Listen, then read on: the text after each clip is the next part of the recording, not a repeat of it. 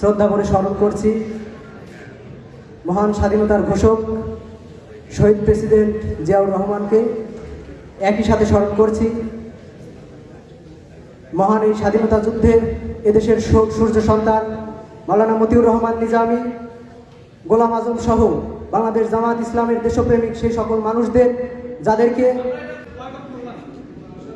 আপনাদের বয়কটে আমাদের কিছু যায় আসে না, আপনাদের বয়কটে আমাদের কিছু যায় আসে না, আপনাদের বয়কটে আমাদের কিছু যায় আসে না।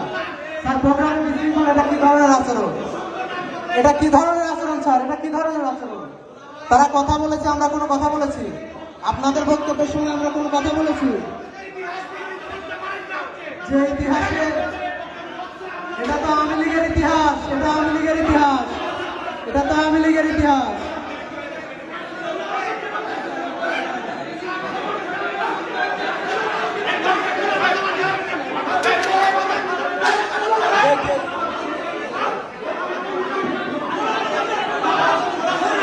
বাংলাদেশ জামাত ইসলামের কোন নেতৃবৃন্দ রাজাকার ছিল না, ছিল না, ছিল না, কোন নেতৃবৃন্দ রাজাকার ছিল না।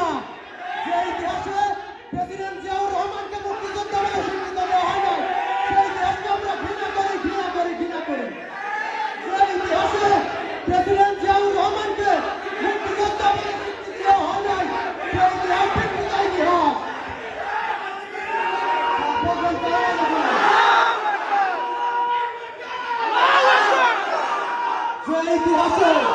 যে ইতিহাসে প্রেসিডেন্ট জিয়াউর রহমানকে মুক্তিযোদ্ধা বলে ঘোষণা দেওয়া হয় নাই, সেই ইতিহাস